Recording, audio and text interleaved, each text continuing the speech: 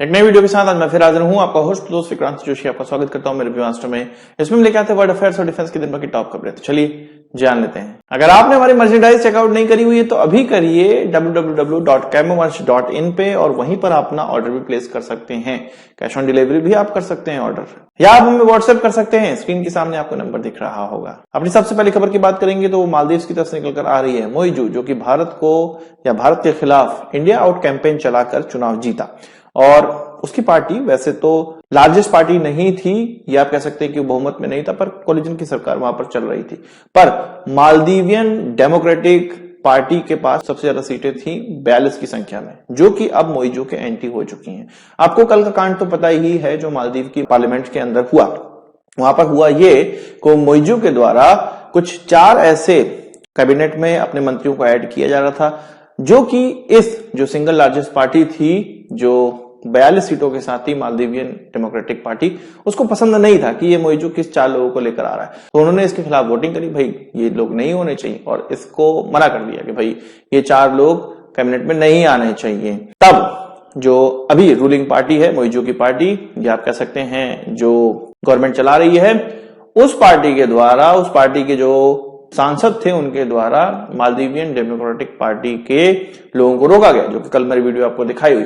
इससे खफा होके मालदीवियन डेमोक्रेटिक पार्टी के द्वारा अब मोइजू को इम्पीच करने की बात करी जा रही है, और इसके लिए सिग्नेचर भी उनको मिल गए हैं। उनके वहां कुछ 80 सीटें हैं, जिसमें कि 42 इस पार्टी के पास है जिसने इम्पीचमेंट शुरू किया हुआ है। मोइजू के पास 19 सीटें हैं, जबकि एक और पार्टी है जिसके पास 19 सीटें हैं। कुल मिला के ये 80 सीटें हो जाती हैं। अब मोइजू की टेंशन ये हो गई है कि इंडिया आउट कैंपेन चलाने की वजह से मोइजू आउट कैंपेन मालदीव के अंदर चलने लगा है। मोइजू, आपको पता है कि भारत के जो जितने भी अधिकारी लोग हैं, जितने भी डिफेंस फोर्सेस जो कि मालदीव के अंदर हैं, अपनी सेवाएं दे रहे हैं, उनको बाहर निकालने की बात कर रहा था।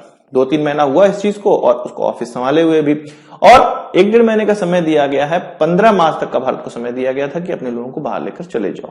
इस पे वर्किंग ग्रुप भी बना हुआ है, जो कि बीच का रास्ता निकालने का प्रयास कर रहा है, और निकल भी गया था। पर अब लगता है कि गेम घूम चुका है।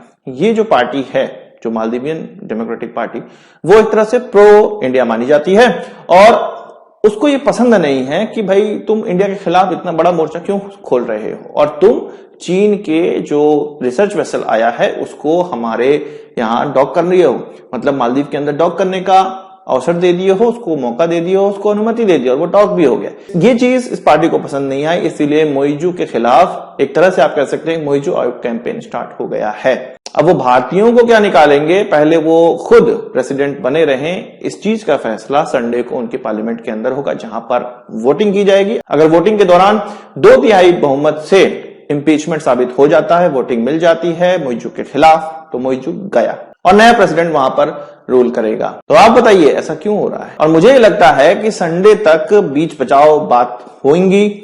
अगर मोइजू भारत के खिलाफ इसी तरह का स्टैंड रखने का बात करेगा तो मोइजू का जाना तय हो जाएगा संडे को, और अगर वो बीच का रास्ता निकाल लेता है तो हो सकता है कि संडे को उसकी कुर्सी बच भी जाए।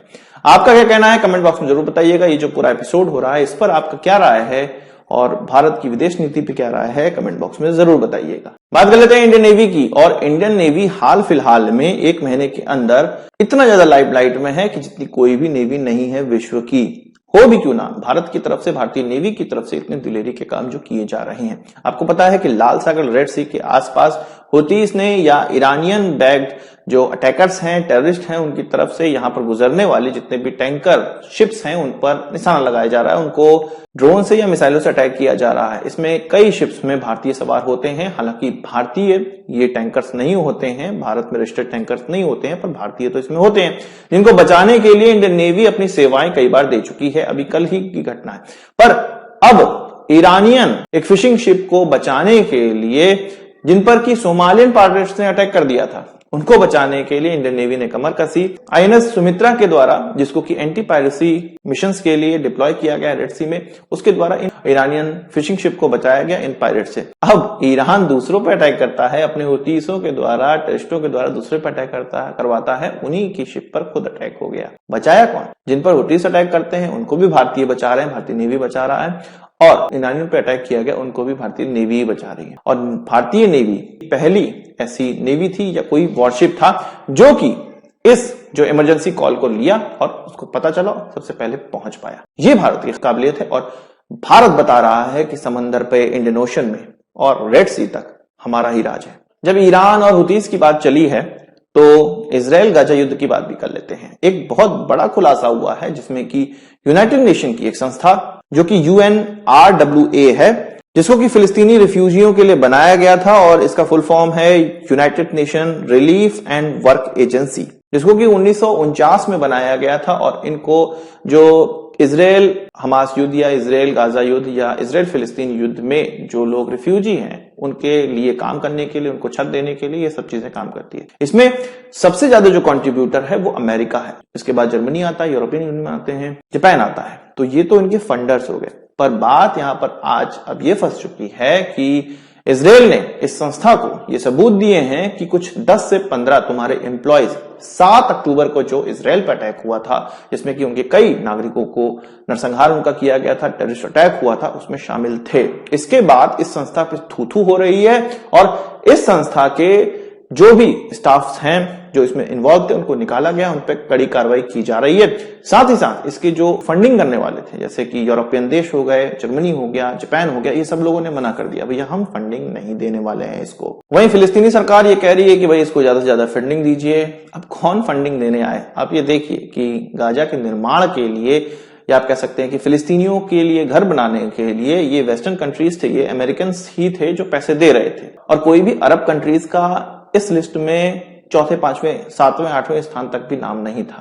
अब जब इन देशों ने फंडिंग बंद करी है तो क्या ये अरब देश आएंगे जो फंडिंग देने के लिए?